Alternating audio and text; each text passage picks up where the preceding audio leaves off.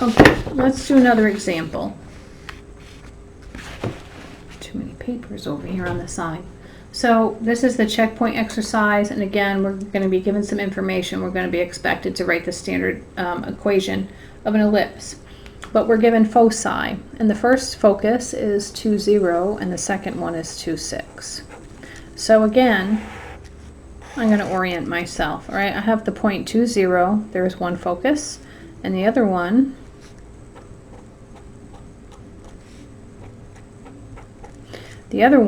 is at 2, 6. So 2, 4, 6. So like right here. There are my foci. Now I plotted them, okay, and I want to look at some things. First of all, I know that my center is halfway between those two, right? And since my major axis is going to be vertical, then all I have to do is subtract the y-coordinates and divide by 2. So 6 minus 0 is 6, divided by 2 is 3. So I know, and by the way, my center lies on the same axis as the foci, the major axis, so my center is going to be 2, 3. So here's my center, and I'm going to make a note that my center is 2, 3. Right? The other thing I'm told here is that the length of the major axis is 8. So remember the formula is 2a is equal to the length of the major axis. So I know what my a is. It's 4. My ABCs are important, right? Okay, well that's neato. But now I have to find the vertices, right? So if you remember, where's that form? Here it is. If you look back at this, now I've got a vertical major axis, right? So first of all, I'm going to write down my formula because this is the formula I'm going to need. It's x minus h squared over b squared plus y minus k squared over a squared is equal to 1. And the other thing I need to know is that my vertices are going to be at h, comma, k plus or minus a. So my vertices are going to be at h, comma, k plus or minus a. All right, well, I know what my h is. It's 2. So that's done. K is the y-coordinate of my center plus or minus a. Well, we just found a to be 4. So my vertices are going to be located at 2, 3 plus 4 is 7, and at 2, comma, 3 minus 4 is negative 1. So I'll do those in red. At the point 2, 7 is one vertex, and at 2, negative 1 is the other. So this whole length is my major axis, and you can check that by counting if you want to, or you can do it algebraically by just subtracting y. Negative 1 minus 7 is negative 8, but you can't have a negative length, so just take the absolute value. Or you could do 7 minus a minus 1, which is 8. Okay, so either way, length is a positive number, so just make it positive. So there's the length of my major axis. Okay, well, I need to fill in this equation here. I have my a, I have my h, I have my k, I have to find b. So if you remember, we had that little formula that a squared is equal to b squared plus c squared. So I can use that to help me find b. Well, a is 4 squared. B squared is what I'm looking for. Now what's c? Well, if you remember, c is the distance between the center and a focus, right? So it's the distance between the focus and the center, or a foci, a focus, or... So this is my c here, all right? And, if my y-coordinate is 3, and I look at this focus 2, 6, then 6 minus 3 is 3. So I know that my c is equal to 3. So that's 3 squared. So b squared is equal to 4 squared, which is 16, minus 3 squared, which is 9. Right, 16 minus 9 is 7, right? So b equals root 7. Now I can fill in my formula. it's x minus 2 squared over root 7 squared plus y minus 3 squared over 4 squared is equal to 1. And now I'm going to clean this up, so I have x minus 2 squared over 7 plus y minus 3 squared over 16 is equal to 1. All right, and if I wanted to, you know, again, I could do this little visual. I could go over root 7. So, you know, a little bit this way. So call that root 7. We'll call that root 7. And so I have my ellipse. All right, and if we check, there it is, right there. Pink. I love this little highlighting feature. Okay, so that's how you find the equation in standard form. You just have to decide, is my major axis, it's all about the major axis, is it vertical or horizontal? And by the way, the vertices on the minor axis, they're actually called co-vertices. I forgot to mention that. So in the real world, we just call them vertices, but in precalculus, there's vertices and co-vertices. And so we do call the vertices on the minor axis co-vertices. Capiche? Okay, the next topic, and then I'm going to stop, is sketching the ellipse. And what I want you to know is this.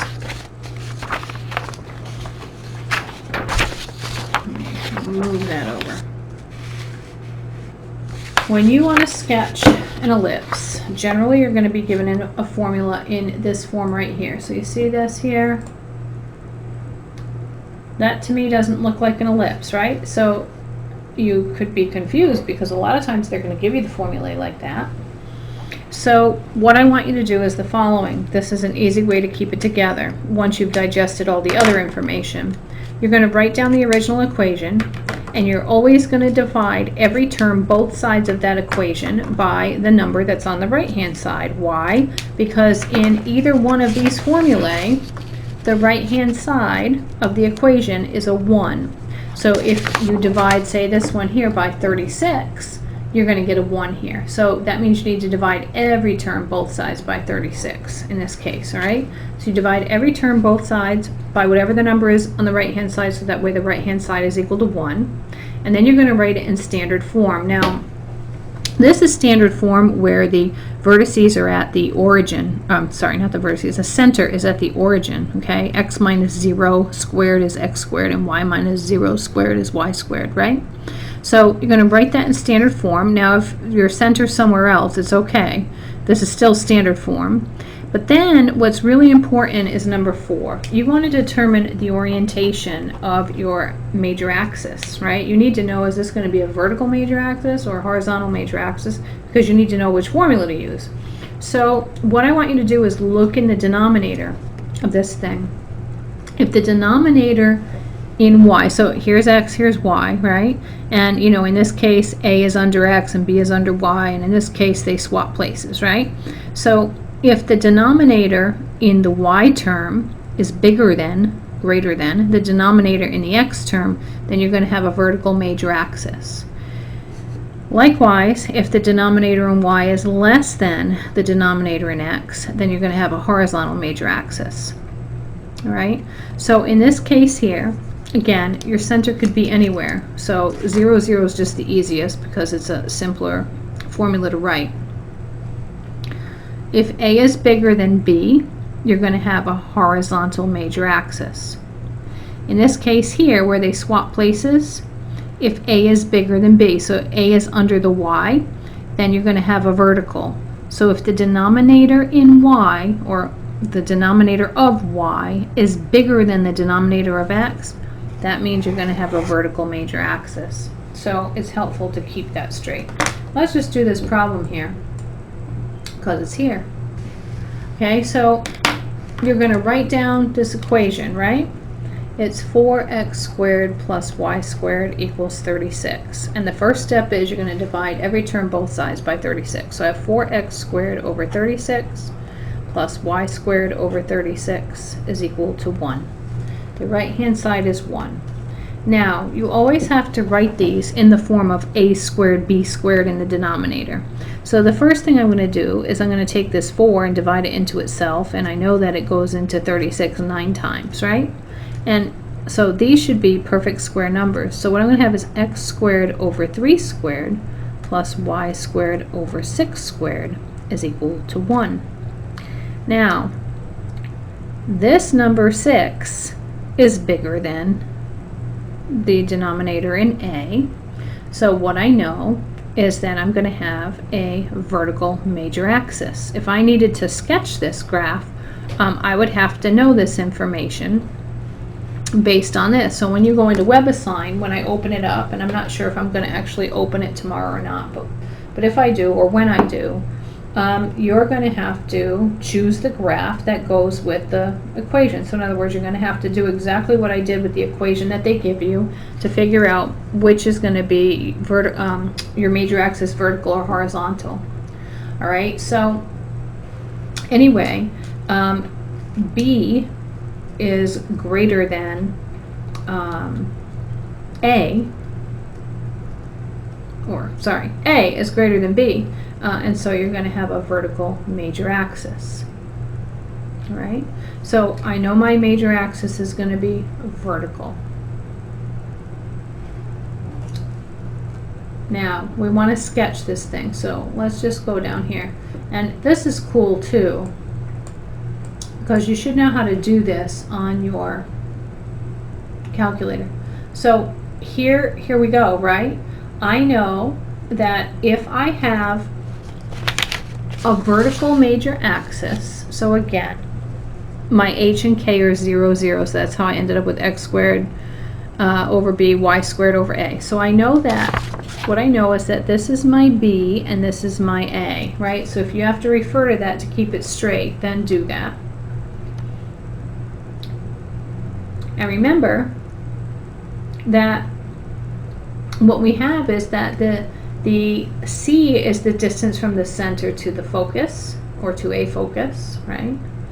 B is the distance from the center to a vertex. So if I wanted to plot this thing, this is my B, and if my center's at 0, 0, then I know I need to go up 6, right? Sorry, my A is 1, 2, 3, 4, 5, 6, and I plot a point. And likewise, since the center's at 0, 0, then by symmetry, my other point is going to be 0, negative 6. So this is 0, negative 6, 0, positive 6. Those are the vertices of my ellipse. Now, for the x, you notice that in the x, I'm going to move in the x direction 3 units. So I'm going to go 1, 2, 3, right? This is 3 in the x direction, x over x. Think of it that way. And 3 this way. And then I can just connect the dots with a smooth curve. On your calculator, if you wanted to graph it, same thing with a circle on your calculator. You cannot graph a circle on the calculator because a circle is not a function, right? It fails the vertical line test. Vertical line test says if you have a function, so maybe this parabola here, and you draw a vertical line, if it touches it more than once, then it's not a function. So if I wanted to graph this parabola, I'd have to graph the upper half, which is the positive square root of something, and the lower half, which is the negative square root, and then it would put it together in my calculator. Well, the same is true with the parabola. And a way that you can do that here is, you always solve for y, right? You know this. So they take this equation, they subtract 4x from both sides, you end up with y squared equals to that little expression, take the square root, and you get the plus or minus. So what's going to happen is if you go into y equals on your calculator, and you put in the positive square root of 36 minus 4x squared, and you go into y2 and you put the negative square root, so negative on the outside, of 36 minus 4x squared. Then what's going to happen when you hit the graph key, it's going to graph the upper half, which is the positive square root, and the lower half. And there you have it. And if you look at your table, you know, you can see a lot of things. Now, yeah, so you see where I see those errors? That's important because there is no ellipse, right? If I know that it goes from positive to negative 6 in the y direction, 0 in the x direction, and from plus or minus 3 in the x direction, I don't expect there to be anything there. So anyhow, you can see y1, y2 by the symmetry that they're the same number, just different signs. Okay, so you can do that from a table, or you can go ahead and solve the equation, the original equation that they give you, solve it for y, and you're going to get a plus or minus square root. The positive square root is the upper half of the ellipse, and the negative square root is the lower half.